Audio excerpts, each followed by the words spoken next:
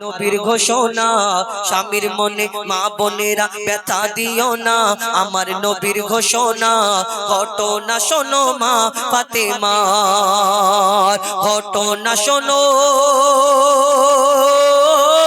মা ফাতেমার স্বামীর মনে মা বোনেরা ব্যথা দিও না আমার নবীর ঘোষণা ঘটনা শোনো মা ফাতেমার ঘটনা শোনো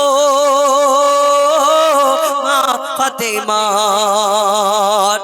কি ঘটনা শুরু হয় মন দিয়ে শুনবেন, মনে মনে গাল দেবেন না, আমাকে ভালো লাগলে নেবেন, না হলে ফেলে দেবেন। অনেক জনা কষ্ট পায় আমার এই কথা শুনে।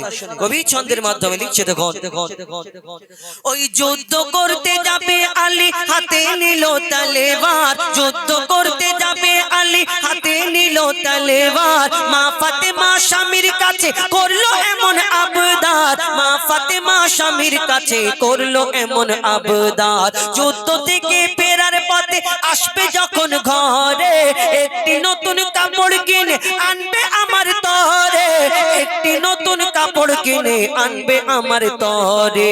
এই কথা শুনে হযরত আলী বড়ই দুঃখ পায়, এই কথা শুনে হযরত আলী বড়ই দুঃখ পায়, যদি আমি শহীদ হয়ে যাই কে আনবে বলো কাপড় তোমার, কে আনবে বলো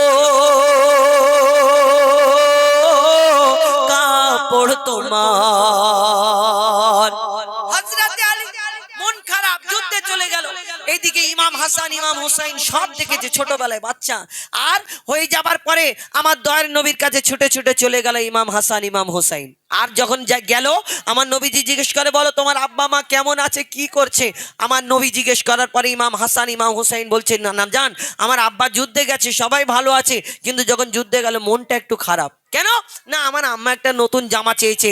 এই কথাটা শোনার পরে দয়ার নবী চুপ, চোখ থেকে টপ টপ করে পানি ঝরে। আর ওই মা ফাতেমার কথা শুনে আমার দয়ার নবী বড় কষ্ট পেয়েছিলেন। কি ঘটনা হয় তারপর কবি ছন্দের মাধ্যমে লিখছে দেখুন, ওই দুঃখ ভরা হৃদয় নিয়ে আলী গেল রনে, দুঃখ ভরা হৃদয় নিয়ে আলী গেল রনে, নানার কাছে ছুটে এলো হাসান হোসেন, নানার কাছে ছুটে এলো হাসান হোসেন, আব্বুর কাছে নতুন কাপড় চেয়েছে আম্মি জান, তাই আব্বুর মনটা খুবই খারাপ ছিল যে সে পেরেশান, আব্বুর মনটা খুবই খারাপ ছিল যে সে পেরেশান।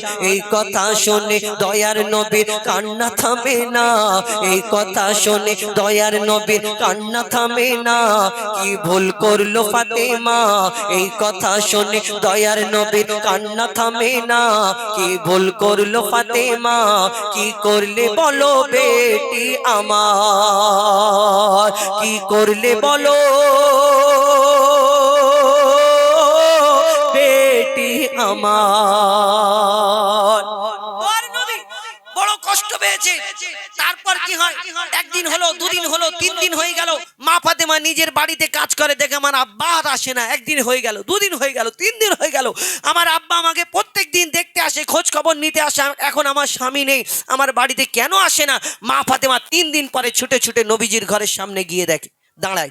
আর আমার নবীজি যেই মেয়েকে না দেখে থাকতে পারতেন না, মা ফাতেমার সামনে দাঁড়িয়ে আছে, অন্যদিকে দয়ার নবী তাকিয়ে আছে। কি ঘটনা হলো তারপর কবি ছন্দের মাধ্যমে লিখছে দেখুন, ও যার মুখ না দেখে ঘুমাতো না দয়ার নবীজি আমার, ও যার মুখ না দেখে ঘুমাতো না দয়ার নবীজি আমার, রাতের পরে রাত কেটে যায় মুখ দেখে না ফাতেমার, রাতের পরে রাত কেটে যায় মুখ দেখে না ফাতেমার, মা ফাতেমা ছুটে এলো আব্বা জানের কাছে, তবু বেটির মুখ দেখে না পেছন ফিরে আছে, তবু বেটির মুখ দেখে না পেছন ফিরে আছে।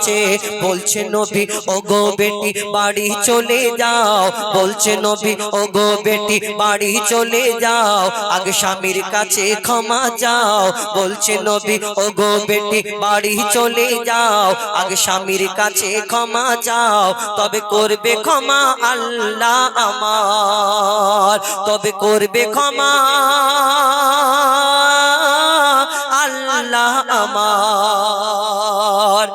নবীজি বলছে আগে স্বামীর কাছে ক্ষমা চেয়ে এসো হে আমার বেটি, আগে স্বামীর কাছে ক্ষমা চেয়ে এসো।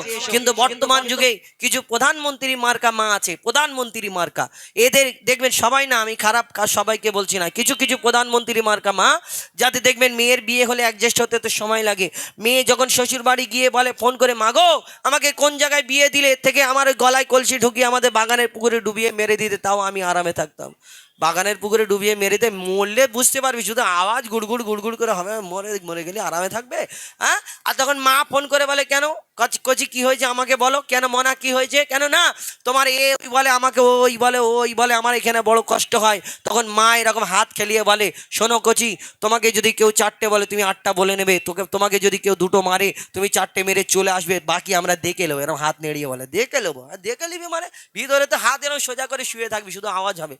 আর ওই বুড়ি তো 2-4 দিন পরে মরে যাবে, মেয়েকে বলে তুই চলে আয় দেখে নেবো, 2 দিন পরে কি কোলে করে নিয়ে কবরে মেয়েকে নিয়ে চলে যাবে না, জীবন শেষ হয়ে যাবে।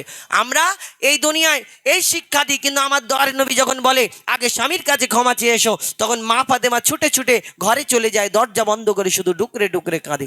তারপর কি হয় কবি ছন্দের মাধ্যমে লিখছে, দেখুন, ওই যুদ্ধ হতে হযরত আলী এলো যখন ঘরে, যুদ্ধ হতে হযরত আলী এলো যখন ঘরে, চাইছে ক্ষমা মা ফাতেমা পা দুটোকে ধরে, চাইছে ক্ষমা মা ফাতেমা পা দুটোকে ধরে, ক্ষমা করে দাও আমারে আর করব না এমন ভুল, তোমার মনে ব্যথা দিলে ব্যথা পাই গো খোদার রাসূল, তোমার মনে ব্যথা দিলে ব্যথা পাই গো খোদার রাসূল, স্বামীর মনে ব্যথা দিলে ব্যথা পাই গো খোদার রাসূল।